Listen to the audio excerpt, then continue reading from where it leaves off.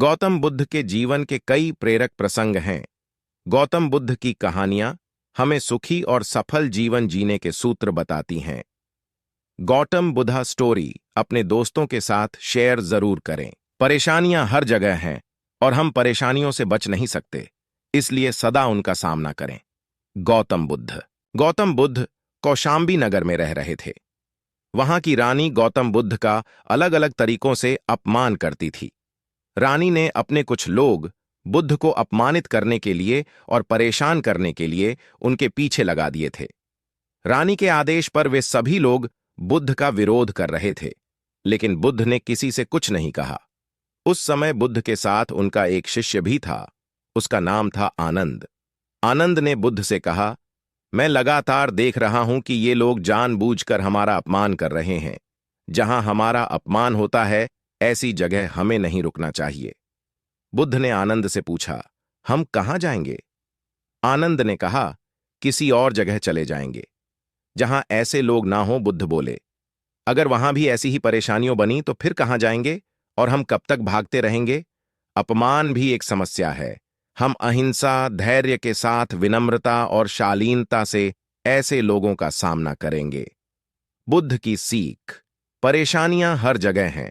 हम परेशानियों से बच नहीं सकते, इसीलिए समस्या चाहे कैसी भी हो, हमें उसका सामना करना चाहिए। किसी व्यक्ति के लिए पहले से ही कोई राय न बनाएं। गौतम बुद्ध का एक खास शिष्य धम्माराम आश्रम में अपना काम करता और काम पूरा होने के बाद वह एकांत में चला जाता था। वह किसी से ज्यादा बातचीत भी नहीं करता था। जब धम्माराम एकांत में ज्यादा रहने लगा तो अन्य शिष्यों को लगा कि इसे घमंड हो गया है। शिष्यों ने बुद्ध से धम्माराम की शिकायतें करनी शुरू कर दी। एक दिन बुद्ध ने धम्माराम से सभी शिष्यों के सामने पूछा, तुम ऐसा क्यों करते हो? धम्माराम बोला, आपने कहा है कि कुछ दिनों में आप ये संसार छोड़े देंगे, तो मैंने ये विचार किया है कि जब आप चले जाएंगे तो हमारे पास सीखने के लिए क्या रहेगा। इसीलिए मैंने ये तय किया कि मैं एकांत और मौन को समझ लूं, ठीक से सीख लूं। ये दो काम आपके जीते जी मैं करना चाहता हूं। बुद्ध ने अन्य शिष्यों से कहा, तुम सभी ने देखा कुछ और समझा कुछ। तुम्हारी आदत है कि तुम दूसरों की बुराई करते हो, इसीलिए तुम सभी ने धम्माराम की अच्छी बात को भी गलत रूप में लिया। बुद्ध की सीख। हमें किसी व्यक्ति को ठीक से जाने बिना उसके बारे में कोई राय नहीं बनानी चाहिए। अगर कोई अच्छी बात सीखना चाहते हैं तो घमंड छोड़ दें। एक दिन बुद्ध के शिष्य आनंद ने पूछा, आप प्रवचन देते समय ऊंचे स्थान पर बैठते हैं और सुनने वाले नीचे बैठते हैं, ऐसा क्यों? बुद्ध ने आनंद से कहा, एक बात बताओ, क्या तुमने कभी किसी झरने से पानी पिया है? आनंद बोला, हां, मैंने झरने से पानी पिया है। बुद्ध ने पूछा, तुमने पानी कैसे पिया? आनंद ने कहा, झरना ऊपर से बह रहा था, मैं झरने के नीचे खड़ा हो गया और पानी पी लिया। बुद्ध बोले, अगर झरने से पानी पीना है तो नीचे ही खड़े होना पड़ेगा।